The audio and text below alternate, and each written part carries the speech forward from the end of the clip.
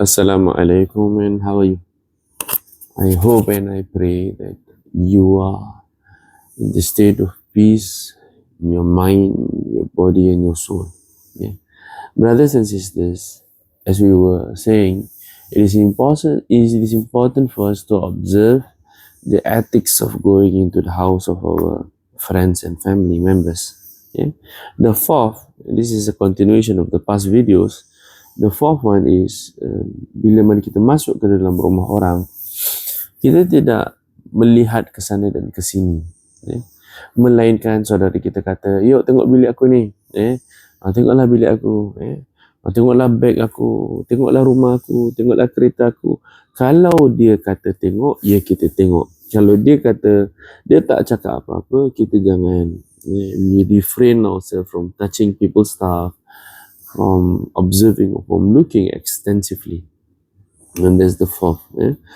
The fifth one is duduk di tempat yang dipersilakan. Mana yang disuruh duduk? The Prophet SAW have explained there are few things when people give us we should not avoid. Amongst it is we should not reject. Amongst it is bantal. Orang Arab menjadi kebiasaan, dia akan siapkan tempat duduk tu bantal. Ada tempat duduk kan, yang lantainya dengan yang tempat letak kat belakang ni.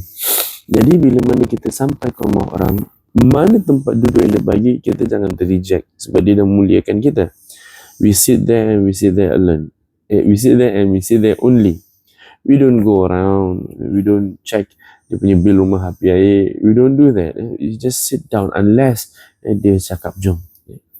Itu nombor 4. Nombor 5. Nombor 6 ialah menjaga tutur kata dan tingkah laku.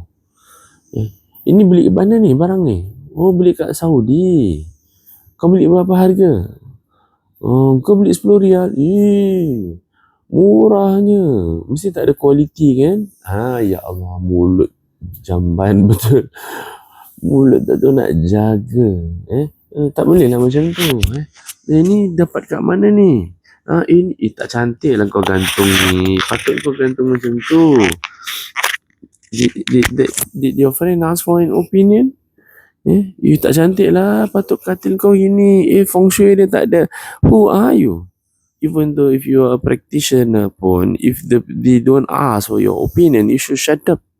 You should shut up. You should not say anything. See? So there's what number 6 is you watch your mouth and you watch your behavior when you go inside people's house. Janganlah orang tu dah muliakan kita dengan jemput kita ke rumah, kita pula mencederakan, kita pun sakit ke hati dia. And it is not good. So brothers and sisters, those are few 3 sharing that we have today. Pergilah rumah. Bila mana kita, salah satu amalan yang sangat disukai oleh Allah Subhanahu Wa Taala ialah saling ziarah antara satu sama lain. Tapi watch the ethics. Take care, lots of love. Assalamualaikum.